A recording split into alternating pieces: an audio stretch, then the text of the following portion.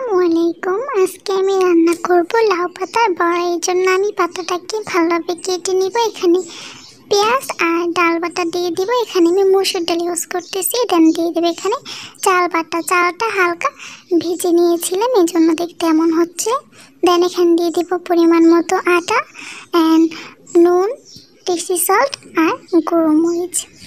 তারপর এটাকে আমি ভালোভাবে মিক্স করে নিব। দেন এটাকে আমি আমার পছন্দ মতো শেপে বড়ার মতো গোল গোল করে কড়াইতে দিয়ে নিব। দেন এটাকে আমি ভালোভাবে উল্টে পাল্টে ভেজে নিব। এপিট ওপিট করে লো আঁচে ভাজতে হবে, যাতে করে ভিতরের পাতাটা ভালোভাবে নিয়ে ভাজবো। তারপর এটাকে আমরা ভালোভাবে ভেজে নিব। দেন এটা হয়ে গেলে আমরা এটাকে তুলে নিব। তুলে নিজেদের পছন্দ মতো আমরা এটাকে পরিবেশন করতে পারি। এই যে আমার হয়ে গেল লাউ পাতা বড়া। অবশ্যই আপনারা এটাকে বাসায় ট্রাই করবেন।